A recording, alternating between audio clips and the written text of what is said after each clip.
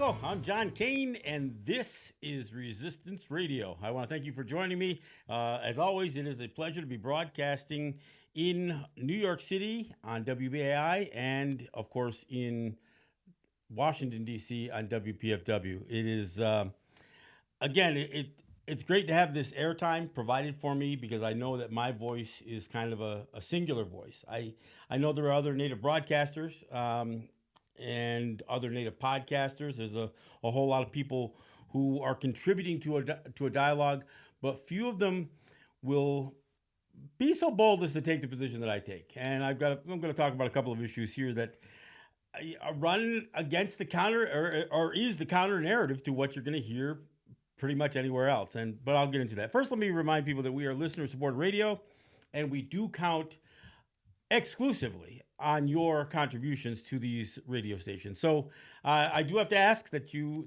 make a contribution, that you support WPFW in Washington, D.C. and WBAI in New York City. Look, even if you're listening as a podcast later on, or as I post these videos up later, the videos of the show, however you hear the show, just be reminded that this is a radio show. And we need these radio stations to survive much of the work that is oftentimes trying to shut them down, not just from a federal policy standpoint, but just in general. There's such an effort to silence the kinds of voices that these stations represent, that it's really important that those of you who do count on these stations for the information that you get, support these radio stations. So I'm asking that if you're listening in New York City on WBAI, that you go online to buddy.wbai.org, make a contribution of any size. You can become a BAI buddy in the name of Resistance Radio, hopefully. You can make a one-time donation. You can make a time donation.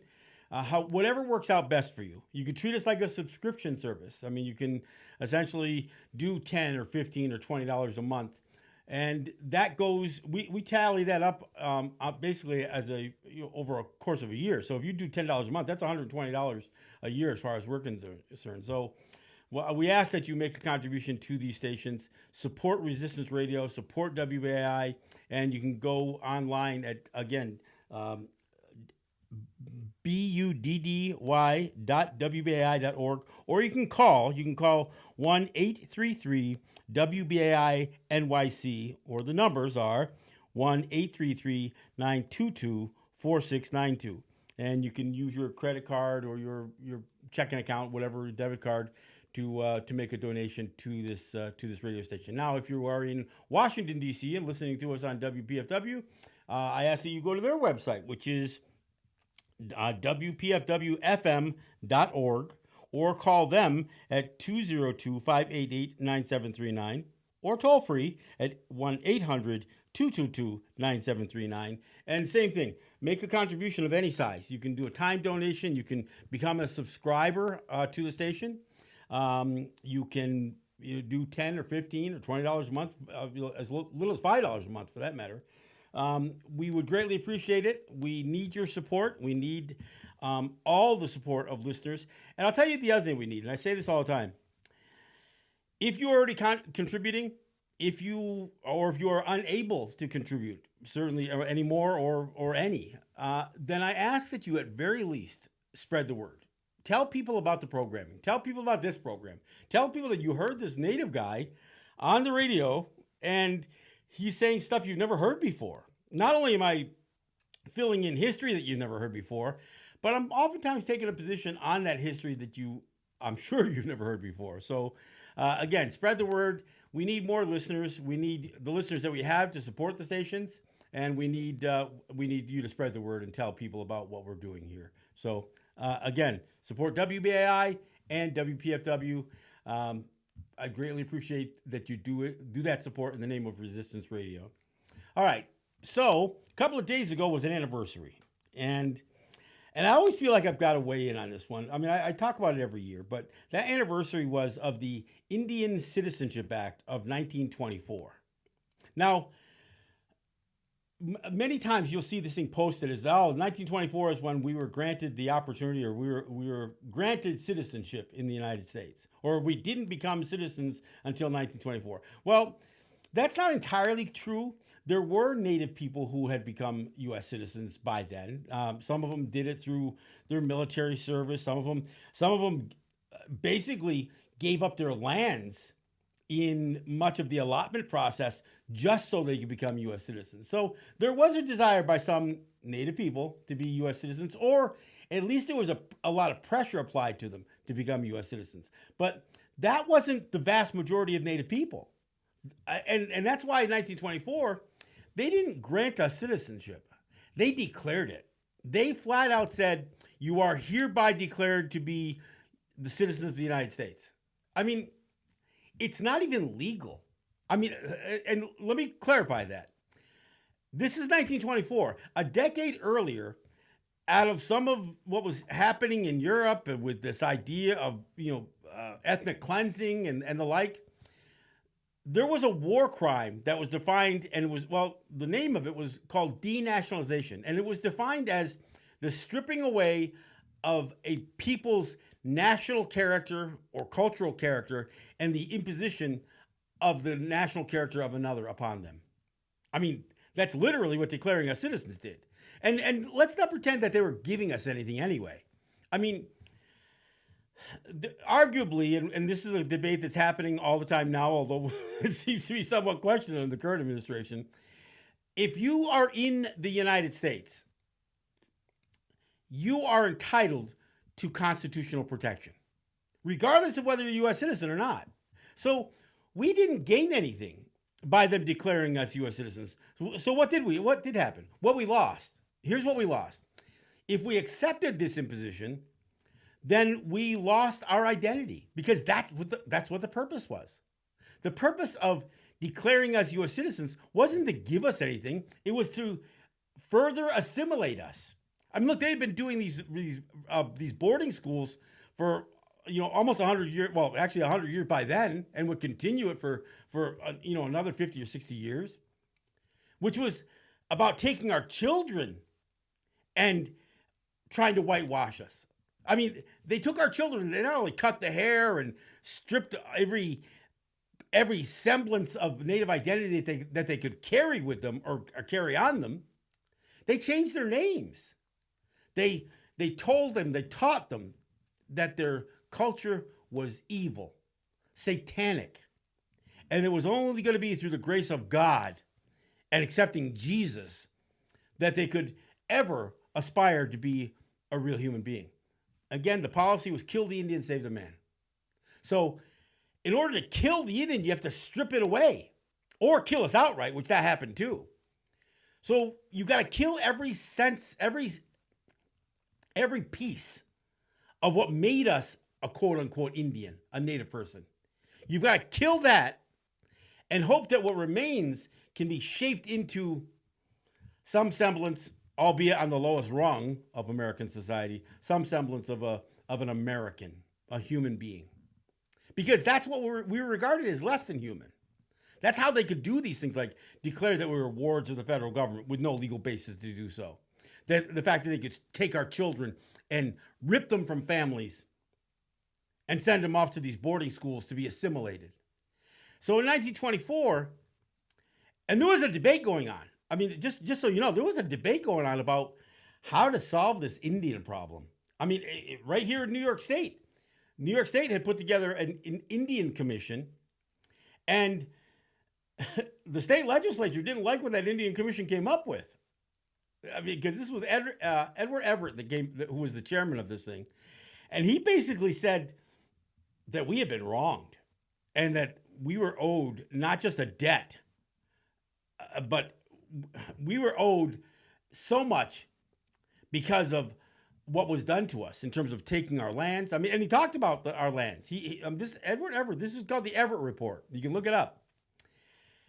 The state legislature wouldn't even accept his report. They rejected it out of hand.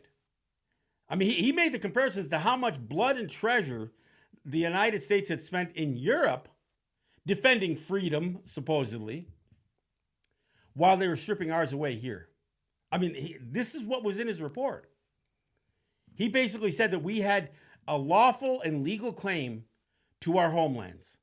Well, that was pretty problematic. Kind of defied that whole doctrine of discovery thing. So the state legislature buried it.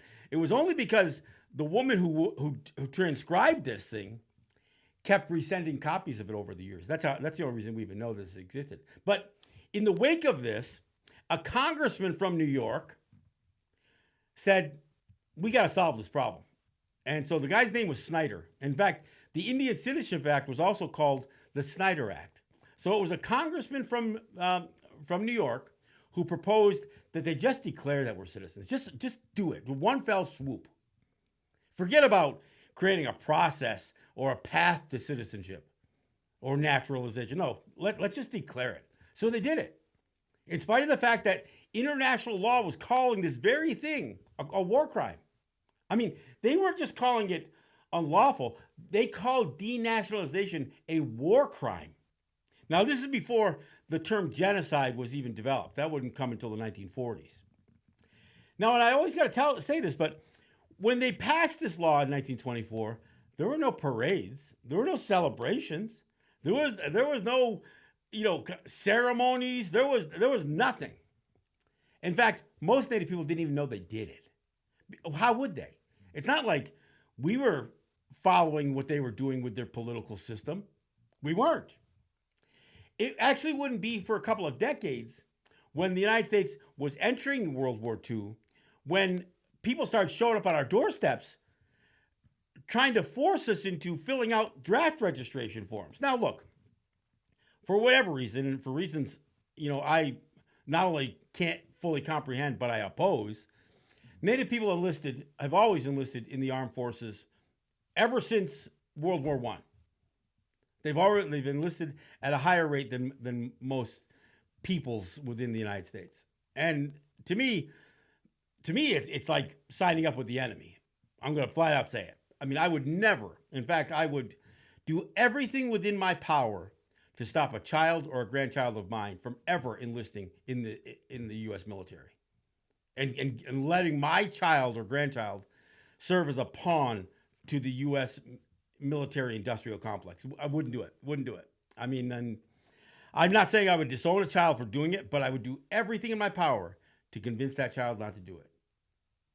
So the fact that we enlisted at this high rate in the first place didn't negate the fact that we were outraged by the idea that they would try to impose a law forcing us into military service. The Six Nations, our Grand Council weighed in on it. And it was then that we not only protested this draft registration requirement, but we protested the whole Citizenship Act thing altogether. And today, the vast majority of Native people, and I saw this thing posted a dozen times on Facebook and other social media, celebrating almost. Seneca Nation actually did this whole post with American flags and everything else. The Seneca Nation's media department posted this whole thing about the anniversary of the Citizenship Act. And I weighed in. I said, well, this is kind of disgusting. And I got to tell you, many Senecas were offended by it. So there exists on our territories diverging thoughts on everything. Are we U.S. citizens or aren't we? I mean, and what does that even mean? Should we vote in their elections? Well, and let's be clear. When they passed this in 1924, it didn't mean that all of a sudden Native people could vote in their elections. No, they couldn't. Remember, voting is managed by the states, not by the federal government. So declaring us U.S. citizens didn't mean that the states were going to allow us to vote. And in fact, it wouldn't be to the Voting Rights Act of the 1960s that Native people in all states could vote. So I just want to be clear here. This was not the granting of citizenship. This was not the creation of a path for us to gain citizenship. This was just signing of a paper, passing of a bill that basically declared that we're U.S. citizens. And I sit here in this case, and I'm going to flat out say I'm not a U.S. citizen. And I want to be clear. I'm not sitting here renouncing U.S. citizenship. I reject the whole premise that they could declare me a citizen in the first place. So I mean, because this is the conversation. Wow, what do you mean? You renounce your U.S. citizenship? No, I didn't have it in the first place because you didn't have the legal right to do it. Now, granted, Native people can be U.S. citizens. And even though that law that they passed was illegal, it's funny because I got to bring this up. There was this debate that Trump raised about birthright citizenship that is guaranteed in the 14th Amendment of the U.S. Constitution.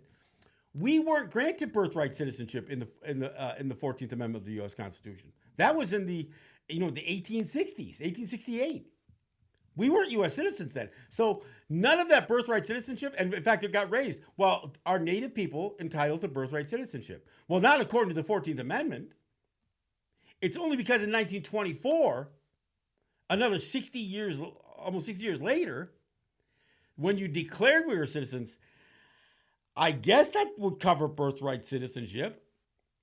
But I'm saying that not necessarily. Not necessarily. Because even if my parents had accepted U.S. citizenship, doesn't mean that necessarily that I have to say it, that I have to accept it. So, look, and I've seen, they even minted coins, their commemorative dollar coin celebrating this thing. I mean, because last year was the 100th anniversary of it. And, I just find it odd that almost no Native media outlet, let alone mainstream media, nobody will offer this counter narrative. And it's not even, look, what I'm saying isn't unreasonable. What I'm saying is a matter of fact and a matter of law. Denationalization is a war crime. Now it's covered within the term genocide now. But to be clear, in 1913, denationalization, the stripping away of national character, cultural character from a people and imposing on others upon them was considered a war crime. 1913. Over a decade before this was done in 1924.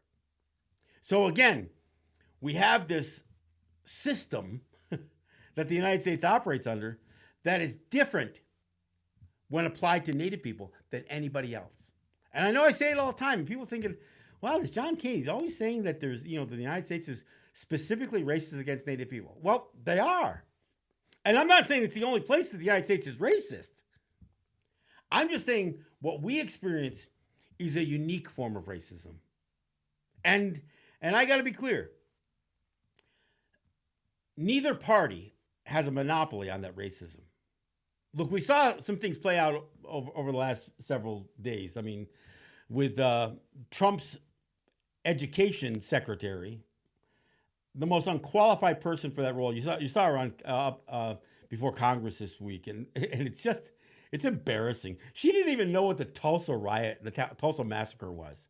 She was asked point blank, do you believe that it's wrong to teach about the Tulsa massacre in school because of the whole DEI thing? And she said, I'll have to get back to you on that. Why did she have to get back to her? Because when she was asked if she knew what it was, she was, I'd have to look into that a little bit more. She had no freaking idea.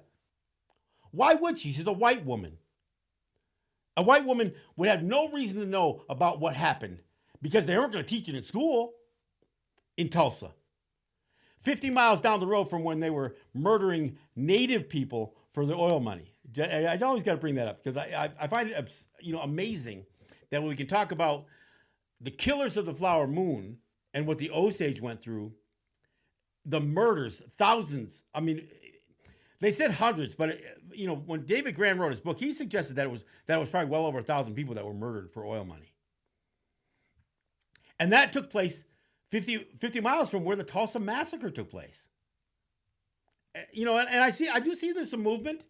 I think I saw some city policies that got changed in Tulsa to create, some sort of fund and to create a couple of policies that were going to help address.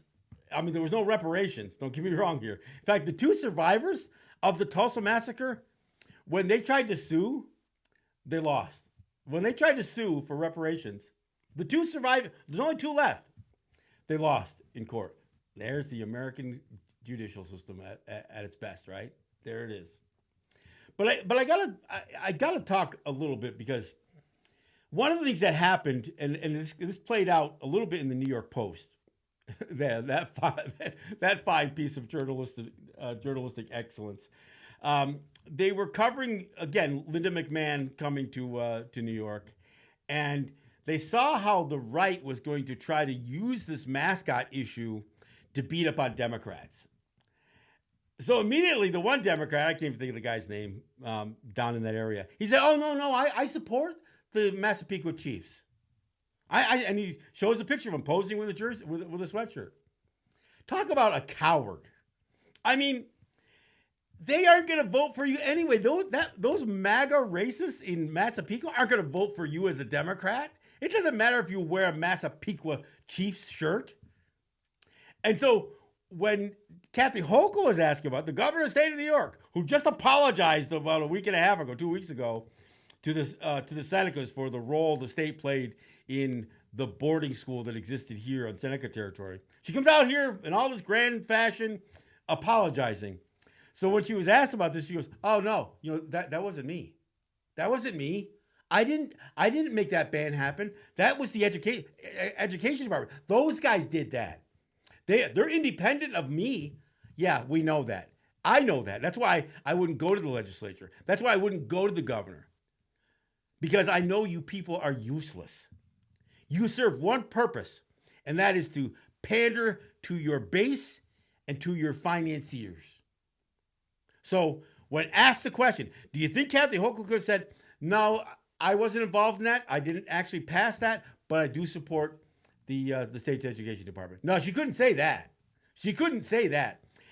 And look, Hochul, you're not going to get voted into office by Republicans.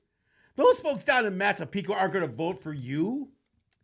I mean, for one thing, it's not like you went all in and said, "Okay, I support the Massapequa Chiefs." No, you couldn't go that far. But distancing yourself from the Department of Education? Look, granted, I agree you had nothing to do with it. I didn't want any overtures by the governor or, for that matter, the state legislature. I mean, look, the state legislature could have come behind the New York Education Department and passed a bill, so it could have been codified in the law. But they had a bill that was languishing in the legislature for almost a decade. And to be clear here, and I've got to say this, I've said it multiple times, but I got to say it again. The idea that the Trump administration would send this troll of a secretary out to Massapequa and claim that they did an investigation and have determined that the banning of Native mascots is discriminatory towards Native people, which is absurd. We asked for this. We've been demanding this for decades. So she starts by saying it was discriminatory towards us. And then she goes on to say, because it's discriminatory towards us, meaning Native people, she's saying disallowing the use of Native mascots, something that we have been decrying for decades. She's saying it's discriminatory towards us because it doesn't allow us to be used for mascots, and that it's a violation of Title VI of the Civil Rights Act, something that the Education Department has not exclusive, but some role in enforcing the provisions of Title VI. But the fact that she said it violated the Civil Rights Act, I gotta share some of this stuff with you. I mean, in 2001, the U.S. Commission on Civil Rights issued a statement, and it said, "The U.S. Commission on Civil Rights calls for an end to the use of Native American images and team names by non-Native schools. The Commission deeply respects the rights of all Americans to freedom of expression under the First Amendment and in no way would attempt to prescribe how people can express themselves. However, the Commission believes that the use of Native American images and nicknames, in addition, some Native Americans and civil rights advocates maintain that these mascots may violate anti-discrimination laws." So this was in 2001. And in fact, when the U.S. Commission issued this statement, The education secretary of the New York State at that time, Richard Mills, followed up the U.S. Commission's statement with his own, where he told schools, again, 2001, over 20 years ago, told schools that they needed to get rid of them and do it in a time that was practical. But in case you think this was just a one-off, obviously the education secretary, or the New York State Department of Education did follow this thing up. And in fact, they not only, continued to hold the position against these mascots, so did the U.S. Commission on Civil Rights. Here's a statement from July of 2020. And this is a statement acknowledging that the Washington football team changed its name. And here's what it says. The U.S. Commission on Civil Rights, by majority vote, acknowledges the decision of the Washington, D.C.'s professional football team to cease using an offensive term as its official name after severe economic pressure was applied by corporate sponsors. We urge other non-native professional teams, schools, and athletic associations to discontinue their use of team names and imagery associated with Native Americans. That's only a few years ago. That's 2020. So for this woman to come to Massapequa and to suggest that she did an investigation, she apparently didn't stumble across these two documents by the U.S. Commission on Civil Rights. Instead, she relied not on anything, any commentary, any interviews, no resolutions from Native organizations. The only thing she relied on was the group of frauds that she was posing for pictures with, the group that calls themselves Guardians. A bunch of disenfranchised Native people, the few of them, but most of them are just frauds. They're fakes. They are the epitome of what we call pretendians. They are not enrolled members. They have no sense of community. They have nothing to do with the Native community. And their only jobs up to this point has pretty much been to support the use of Native mascots when every other Native organization, nation, organization, trade organization has condemned it. But not these guys. They call themselves the Guardians because they're trying to protect white people from losing their mascots. And I say this was the only thing they had done, but I'd be mistaken. Just so you know, they've also taken a position against the converting Columbus Day into Indigenous Peoples Day. So on issues relating to Native people, they always take the white man's side. Remember that standoff and that ugly scene in Washington a number of years ago with Nathan Phillips and these white boys with their MAGA hats in front of, I think it was the Lincoln Memorial, if I'm not mistaken. And there were these arrogant white kids just standing face to face with Nathan Phillips. Excuse me? Okay. So they standing face to face. They were from Coventry Catholic School, a private school. The Naga guys actually went down and posed for pictures with those guys too. So anytime there was an issue, anytime there was an incident where there was a Native organization or a Native issue, these guys always took the white people's side. Always. And that's what they continue to do. That's who Linda McMahon basically said this organization, which had no standing to bring any kind of complaint in New York State because they're not from New York State. I mean, they're not really from any place. They are like this virtual organization because although they do list Montana as an address, it's not like they've got a headquarters. Most of these people are from anywhere USA, where they could claim to have some Native ancestry and stand in support of Native mascots. That's who Linda McMahon, Trump's education secretary, relied on for this thing. I mean, you can't make this stuff up. I mean, you really can't. So I said it before, and I'm going to say it again. The ban in New York State is at no risk of being lifted. I spoke with Dr. Betty Rosa this past week, and I speak with one of the chief of staff of the New York State Education Department. I speak to him, every other day it seems like lately.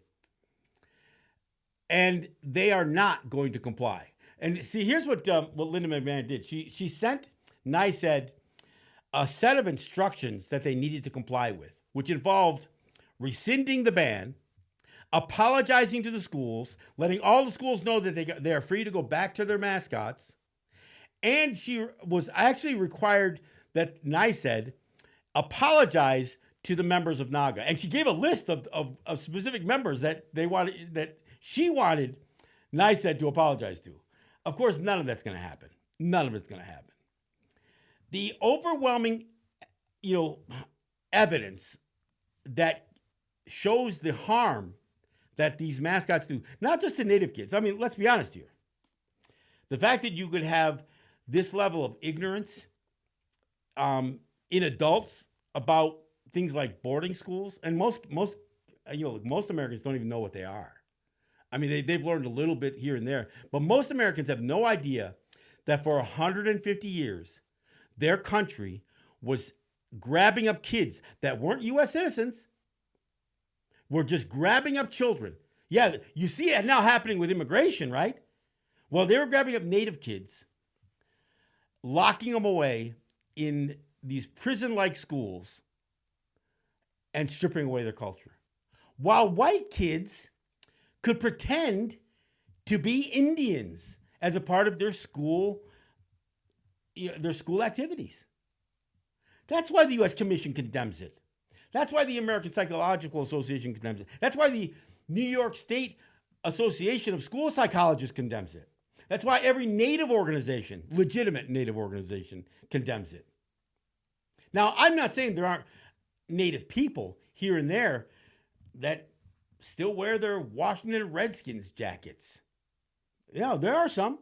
They wear their Cleveland Indians hats and their Chicago Blackhawks jerseys. But the vast majority, an overwhelming majority of Native people, especially who live in a Native community, who are a part of the culture, not just family lore that they can claim that qualifies them to speak as a Native American. No, I mean real Native people. The vast majority of real Native people, Ongwe, oppose this. They reject it out of hand. So, I mean, I sit here and I'm thinking, I just watched the politics play out. And, I watched the battles ensuing between right and left. And then I realized on many of these issues, there is no right and left. The Democrats are every bit as scared to take a stand on a right and wrong issue because it might be converted into a right and left issue. I mean, and that's just, Kathy Hochul, you're just a coward. I mean, you're just a coward. And, it kind of makes your apology from a week and a half ago that much more meaningless. The fact that you would come out here and apologize for something you didn't do, which was, have a role in the operation of the Thomas Indian School. You come out here and apologize for that, spew a bunch of rhetoric. Then you also say that you're including in your budget that there be more education, that the Native history is a part of the curriculum. No, you're not. You're going to cut budget. You're going to cut spending in schools. And if you don't, the federal government's going to do it anyway. So what are you going to teach? You're going to teach about boarding schools? But you won't take a position against white kids appropriating Native identity? I mean, come on. You can't have it both ways. You can't say that you're condemning boarding schools and yet, it wasn't me. I didn't have anything to do with banning the Native American mascots. That was them over there. That was the Board of Regents. That was the New York State Education Department. I'm not a part of that. They operate independently of me. And I'm not going to sit here and weigh in and offer an opinion on whether they were right or wrong because I'm a coward. Yeah, that's exactly it. So I don't know how many votes Kathy Hochul thought that she was going to win by disassociating herself with this. And I don't have a problem with her disassociating herself with it. Just the idea of doing it publicly like this was just, I mean, it has to be embarrassing to be a Democrat. I mean, it has to be. If she's your state leader of the party, I got to tell you, I'm not a fan of Republicans, and I would never endorse a Republican for office. Of course, I wouldn't endorse a Democrat either. So, but the idea that that this incumbent governor is likely not going to be reelected. I don't think she's going. I don't even know if she's going to survive a primary challenge. Her own lieutenant governor that she selected is wants to primary her, wants to run against her. Well, what does that tell you? What does that tell you? I mean, she's unfit for office, and her and Linda McMahon, they can go off together as far as I'm concerned. And and it's funny because I know that we were not going to get any support from the governor on this mascot issue. I knew that. In fact, the New York State Education Department knew that. And it's because she's a politician. I mean, she's actually trying to cozy up to Trump over a pipeline, which most Democrats oppose. Or I take it back. I don't know what Democrats oppose anymore. But I would say that those who would claim to be progressive or concerned about environment oppose it. But so this is where we're at, folks. I know that, I'm not going to apologize for having to, plow this dirt again. But, it seems like every week more of this stuff comes out. And when I saw Democrats capitulating on the mascot issue, if not fully, or at least disassociating themselves from it like Hochul did, I can't remain quiet. Because look, at very least, the governor of the state of New York should at very least say, I respect what the New York State Education Department is doing. I mean, if you couldn't agree with it, you could have at least said something. And it's funny, in a way, it's probably good that she did this, because one of the things that I keep going back and forth with people over, on social media, oh yeah, this is just Kathy Hochul trying to, play, authoritarian rule over schools. And I said, nah, she had nothing to do with this. Well, if you don't believe me, ask her. She's perfectly willing to tell you she had nothing to do with it, because she doesn't want blame. Ain't about credit. She just doesn't want blame. That's what we see here. Hey, look, I want to remind people that we're listener support radio. I know I've tried to do this a couple times during the program. I want to encourage you to support WBAI and WPFW. I wish that you would go to the website. That's buddy.wbai. That's buddy.wbai.org, and you can make a contribution of any size. You can become a buddy in the name of Resistance Radio. I greatly appreciate it. But I've got to tell you, the important thing is that you support the station. More than the importance of supporting me, support the station. The station's going to allow me to continue, regardless of whether you do it in the name of Resistance Radio. I'd appreciate it if you did. But the main thing is that you support WBAI, and you can do that by going, again, to buddy.wbai.org or call 1-833-922-4692 and make a donation. If you're listening in Washington, D.C., again, I encourage you to go to their website, which is wpfwfm.org, or call their number, 1-800-222-9739. And look, if you're catching this as a video or as a podcast or however you're catching the show, even if you're not listening to it on the radio, I ask that you support the radio stations. That's my ask. All right. Hey, the other thing I want to ask, I want you to check out my YouTube channel. I've got a YouTube channel. I've had it for a number of years. I got a lot of produced videos, and I say produced. I do videos. I record the shows. They're not really produced. They're just recording what I'm doing here. But I have some that were a little bit more, produced. My buddy Jake Proud helped me produce a bunch of them. And I've dealt with everything from Ruth Bader Ginsburg to gaming to mascot issue, all kinds of things. But lately I started to do a series that I call Under 10 Minutes. And part of it is, look, as I check out the analytics, even on this video, the video of this show, I realize that most people aren't going to sit through a whole hour.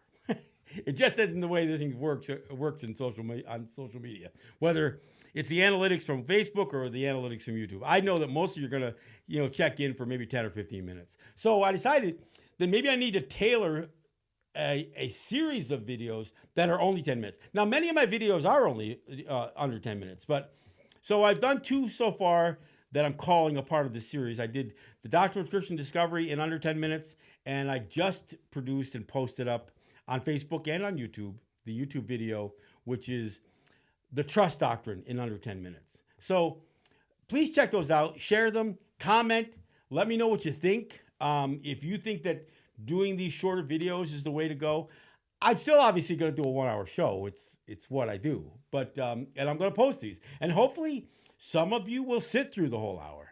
But if you don't, check out my YouTube channel. I've got a bunch of videos on there that go back years, and look, if you don't want to sit through a full 1-hour video, obviously I've got a lot of shows on there. Go for the ones that are only 8 or 10 minutes, because I've got a bunch of them up there. And so I ask you to check them out. I ask that you share them, offer your comments or your criticisms. I mean, those comments don't have to just be, telling me how wonderful I am. You can do that too. But you can offer your criticisms. And you've had them over the years. I mean, I know we did a few that had some music in the background that some people didn't like and that kind of stuff. And look, I just ask that you check out the work. Give me your feedback. As you know, I've got a bunch of other projects that I'm working on. I'm still writing, a book. I'm working on a timeline. I'm probably in the final stages of a documentary that I've been working with some folks out here in Seneca territory on. And hopefully that'll be something that I make the rounds screening as well. But I do this show, and now I've tried to step back up doing my Let's Talk Native podcast right now in the form of these under 10-minute podcasts and videos. So I ask that you check those out. I think the subject matter is important, and if I can keep it concise, digestible, then perhaps more of you will talk about it. More of you will want to hear more about it. And so you'll inquire, whether it's on social media or getting a hold of me in any way you see fit. I would love to do more speaking engagements about these issues. I do believe that Native people experience a unique system of racism. I don't want to say form, but I mean, the mascot issue is emblematic of that. I mean, the mascot issue may not seem like the most important issue, but it represents so much of what our experience is. Because the mascot issue is about erasure. It's about white people taking our images. Look, I saw a post, in fact, one of the local papers ran this article about their fundraising. They're doing a fundraiser, I think, in a day or two to help them offset the costs of all of their litigation and that kind of stuff. They ought to do a fundraiser to raise money to remove all their mascots, because they're ultimately going to have to do that anyway. But when you read the article that was done, and this was in one of the local newspapers in Massapequa, it's all about them. They don't even try to suggest that their mascot is about us. They say, no, it's all, it's more than just a fundraiser. It's about who we are, is what they said in the article. And they go on to say how the chief has been such an integral part of that community. So it's all about them. It's got nothing to do with us. It's got nothing to do with honoring us or anything like that. They don't even try that. I mean, they know it's not. And in fact, it's funny. I just watched a documentary. It wasn't that crazy about, but I just watched a documentary about the massacres of Native people that were instigated by the Dutch. And it's funny because in Long Island, it wasn't just the Dutch. It was the Dutch hiring English, UK mercenaries to help massacre the Native people. See, they're not teaching that in Massapequa. They're not teaching that. What they're trying to say is, oh no, we call ourselves the chiefs because there is a specific chief that we paid, that was paid for to relinquish the land. No, that's not what happened. That's not what happened. You did a massacre. You wiped out a vast population of Native people. And then perhaps you found somebody you could pay some money to leave, but you already wiped out most of his people. That's the history. But see, that's not quite the history that wants to be told. That's not the history that white folks want to tell. And and again, for Linda McMahon to suggest that this is somehow discriminatory towards Native people, no. Let's be honest. This is about white people. This is about white privilege. This is about white people wanting to own. You got the land, you got the town name even. You've cleared it of any semblance of Native people. Yeah, there might be. I know Adam Dreckler, excluded. I know there are a couple of Native people who live in the area, but they don't live there as a part of a Native culture. They just happen to be there. In Adam's case, it's because he was raised by white folks. So, I mean, you cleared the area of any Native people, and now it wasn't enough to take the name of the town and the land. Now you want to take our identity and claim it for your own? Because it's about who we are? Give me a freaking break. I mean, that's what this is all about. And look, at the end of the day, Massapequa and anybody else who may think that getting Trump involved was going to stem the tide here, no, it's not. The ban is in effect. You, as of this month, you will be in violation of that ban. And I don't know what NICET is going to do to schools that are out of compliance.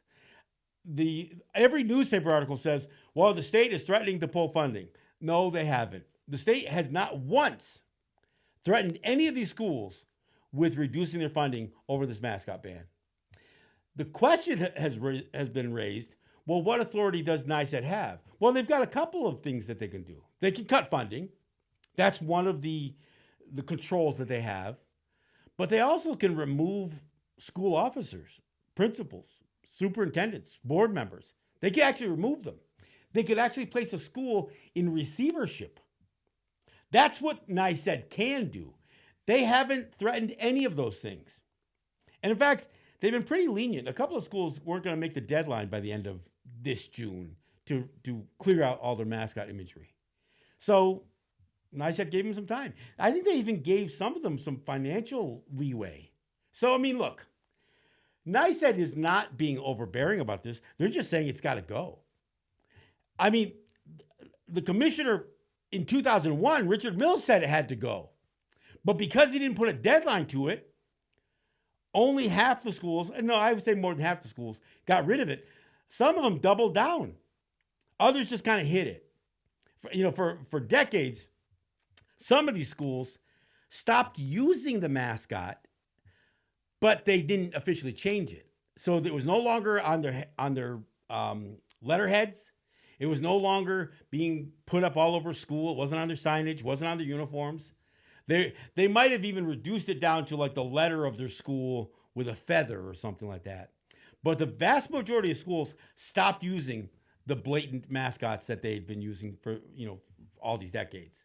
But a few, Massapequa included, and my old alma mater, Cambridge, which is how I got this ban in the first place, was through my old high school. They didn't just ignore Richard Mills. They went all in with their mascot. In Cambridge, and I know this because I've been there. I haven't been to Massapequa. I offered to go, but nobody's accepted that offer. But in Cambridge, you could not look in any direction in that school without seeing their mascot. They had folding chairs with it printed on the backs. They had hundreds of banners throughout the school with their logo on it. It's on the sign when you pull in. It's on their letterhead. The cafeteria staff had it embroidered on their uniforms. That's how ubiquitous it was. It was everywhere. Because they weren't just ignoring Richard Mills. They were defying him. And being told to get rid of it and do it in a time that's practical is not saying don't do it. Saying take your time doing it so it doesn't cost you anything wasn't giving you the leeway not to do it. He was following the U.S. Commission on Civil Rights' lead. But again, there you have it. You have some white folks who will dig in with their privilege so much. Because, at some point, I say this all the time. White privilege, there's a fine line between white privilege and white fragility. The moment you feel that you're losing some of that privilege, that's when white fragility comes in. You realize how fragile, because you have no legal right to this privilege. You've had it.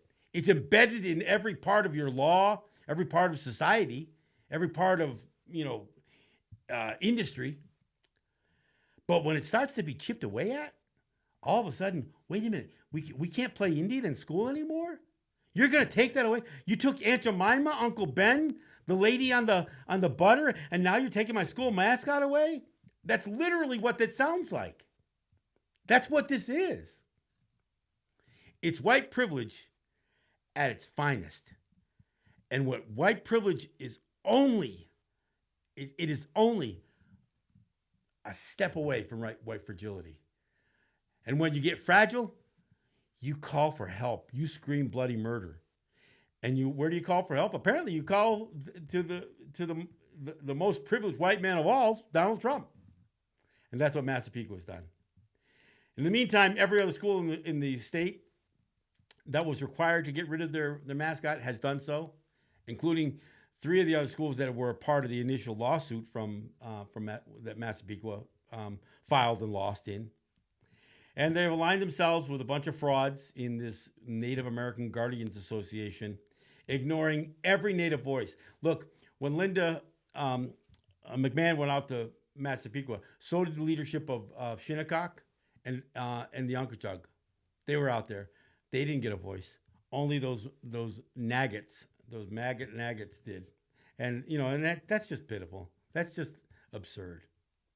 All right, folks, I want to thank you for listening to the program. I know I had to cover some of this stuff over again. And I have no shame in reiterating some of this stuff. I think it's important people understand these issues. So that's why I do what I do. Support WBI, support WPFW. I'll be back next week and look forward to doing it again. I am John Kane, and this is Resistance Radio. Yahweh.